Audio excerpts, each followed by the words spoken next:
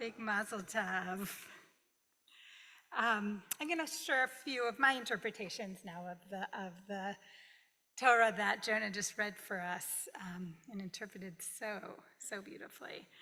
I'm going to start actually with the last portion that he read, the portion that talks about the tzitzit. Bill actually tipped my hand for me, if anyone was paying attention. Why does the Torah tell us to put tzitzit on our garments? As a reminder, right, exactly. A reminder to do mitzvot, to do good, right? And Bill already mentioned it, but I'll just remind you, it doesn't quite make sense in kind of our modern liberal context where we usually put on a prayer shawl with tzitzit just to pray. Right? But in more traditional communities, it's customary to wear like an undershirt with tzitzit on all day long. So these are on people's clothing. And then it really can be a reminder. And the Talmud tells this kind of cute story, a little teeny bit racy, about a man who solicited a prostitute. He sat down beside her on her loft bed. And as they began interacting, he accidentally kind of hit himself in the face with his tzitzit. And that slap in the face kind of jerked him to his senses. He realized, whoa, what am I doing? This is wrong. He apologized and he left. So that's the Talmud story about what are tzitzit for. And the truth is, tzitzit may be an ancient form of it, but you know, how many people put a Post-it note to remind yourself, you know, don't forget to, you know, I had for a long time a Post-it note next to my computer, kind of reminding me to smile. You know, Post-it notes to remind ourselves of the things we're aspiring to do, self-control apps on our cell phones. These things can really help us to commit to doing the right thing when we know what the right thing is, and it's really just a matter of willpower. And there are good psychological studies that show that kind of these kinds of reminders can help us marshal our willpower to do the right thing. But the truth is, in most of life, moral behavior is a lot more complicated than, I know I shouldn't do this. And so, as many of our community know, I like to teach through story. And I'm going to share the story with you of a friend who in many ways reminds me of Jonah. And so her name is Lisa Lehman. She and I study Torah together every Shabbat afternoon. And she's a physician, and she has a PhD in ethics. And that means she spent a lot of time thinking about really complex moral issues. She points to one particular event early on in her career that sparked her interest in ethics. It was when she was a young doctor, and a man was brought into the emergency room with gunshot wounds. The team rushed to prepare him for surgery, hoping to save him, and it was too late. Before they could even get him anesthetized for the surgery, he was gone. But the anesthesiology team was there, ready and waiting, and the team included several students. The man was already dead. So the attending physician had each of the students take turns intubating him in order to get practice. Now, it turns out this was common practice at the time, to have students perform painful procedures like intubation on dead patients. It turns out, even more disturbingly, it was equally common to have students practice in non-painful but invasive exams on surgical patients while they were under anesthesia. And all of this would be fine if the patients had given consent. But that part was not common practice, to obtain consent. And Lisa found this all very, very disturbing. So I heard a lot of oohs. People understand, like, why would she find it disturbing? But it is really a complex moral question, particularly, I think, for the man who was deceased, but one could also argue for the surgery patients. Like, what might be some counter arguments to defend the practice? Anyone want to take a shot at it?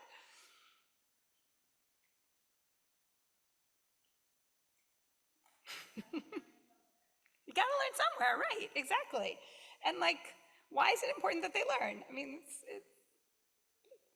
they're saving lives, right? They're in the business of saving lives. The guy is dead. He's not going to feel anything. Our students have to learn. If they do this one, maybe it'll spread. So it's not like a simple black and white.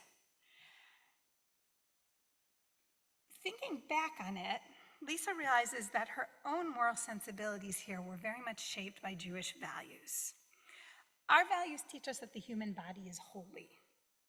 Even if a person is unconscious, violating their body is a violation of their dignity. And even after a person dies, our tradition has a lot to say about what's called kavod hamet, treating the body with respect. So she didn't use any of that language, even explicitly to herself, to herself explicitly at the time. But looking back on it, she knows that that was in there in her sense of profound disturbance at what was happening in her hospital. And so she took her concerns to the head of her department, and he was able to hear her and move forward to enact a policy that would forbid the practice of intubation on the body of a patient who had not managed to provide a consent before he or she had died. But even after the policy was put in place, the practice often continued anyway, because it's hard to change a culture. And imagine you're a student in this group and your attending physician tells you to do something, and everyone else on the team appears to feel like this is perfectly normal. Would you have the moral conviction to say, wait a minute, this doesn't feel right? I'm not sure. It's hard to do.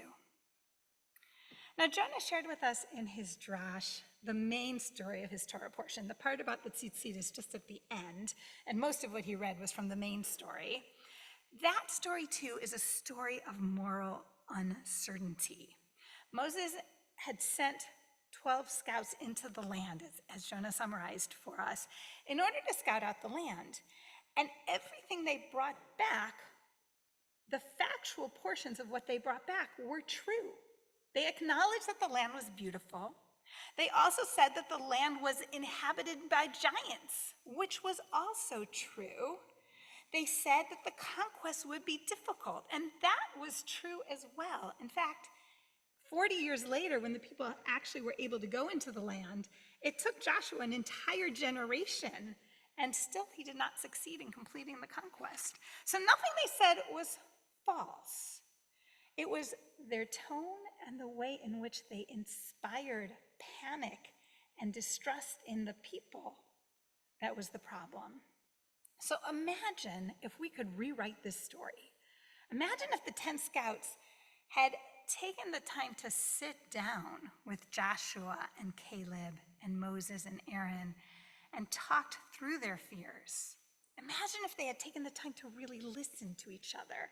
If Joshua and Caleb had been able to acknowledge, yeah, those giants were scary.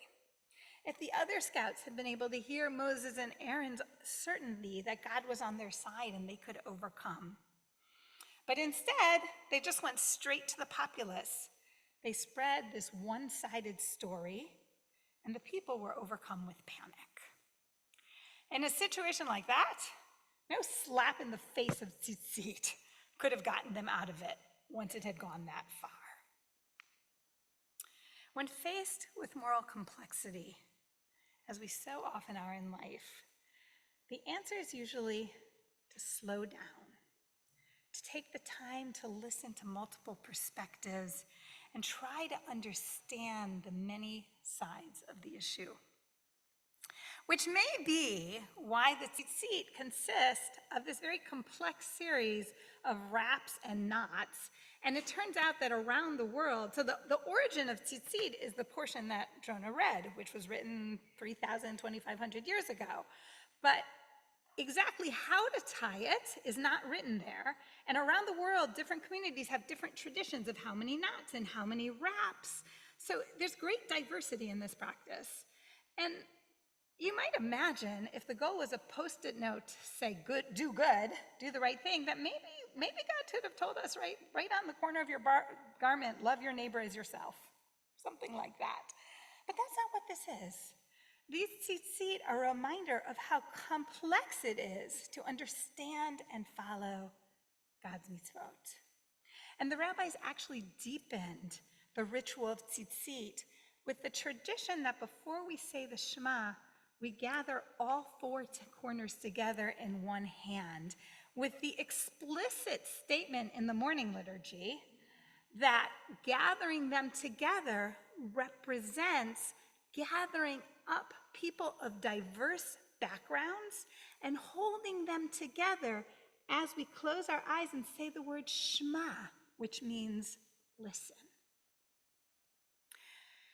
Now, for my friend Lisa Lehman, her growing awareness of moral complexity led her to invest years of her life studying ethics. First, as I said, that PhD, but then going on to a career in medical ethics. And she has had the opportunity to consider some really interesting questions. They're just so tempting, I want to share with you one of them. President Abraham Lincoln had a very unusual body shape that suggests he might have had a particular genetic disease. He's been gone for 160 years, but some of his blood was preserved on a piece of clothing he was wearing the day he was shot. So Lisa was on the team that got to consider the question, is it ethical to run genetic tests on his blood? He's not here to give consent. It's a good question. Her career's put her in a position to push or encourage medical colleagues to pause and ask themselves those same kinds of ethical questions about their own professional practices. And it's allowed her to make some important organizations make more ethical decisions. For example, the job that she was in previously was at Google. And she was hired by their life sciences team, but her influence extended beyond that circle. And one of the things she accomplished while she was at Google was to convince the MAPS team that they should change their algorithm so that searches for abortion clinics would not be saved for more than a few hours. Her work has ensured that for people living in states where abortion is outlawed, their phones cannot be used as evidence against them. Jonah, the reason I chose Lisa's story, as I mentioned, is because she reminds me of you. You know, Rabbi Ezra said, you're kind of a Joshua and Caleb, and he nailed it. I think that's spot on. You are a person who thinks about moral questions with complexity, with thoughtfulness. And your thinking is guided by Jewish values, I think sometimes explicitly, but sometimes, as you said, 10 years has made a difference. Sometimes implicitly, that maybe you're just starting to realize. It took Lisa a long time to realize how much she was being guided by Jewish values. You've got that. They are driving you. I was touched, really touched by the depth of your concern for the future of our planet. And by the way, your classmates, they were touched by it too. You're a good friend, you're kind, you care about people. And so my blessing for you is that throughout your life, you find the ability to balance moral complexity. I bless you that you continue to be guided by your Jewish values, that you live to see our planet recover from the harm we have done to it, and that in some way, whether big or small, your own work may contribute to that recovery. Most of all, I bless you that you should always feel the confidence you feel today, that you should always be surrounded by family and friends and community who love you as they are this day. And let us all say, Amen. Mazel tov. Mazel tov, Jessica. Mazel tov, Tim, Chuck, Barbara, Nancy, Thomas, Tom. Mazel tov to all of us and to our entire community. We'll continue now with the prayer service. We're going back to the prayer book to page 223, and Jonah's going to come back up to lead us.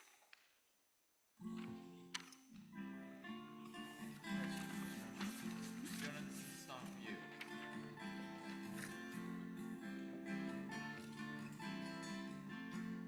May God bless and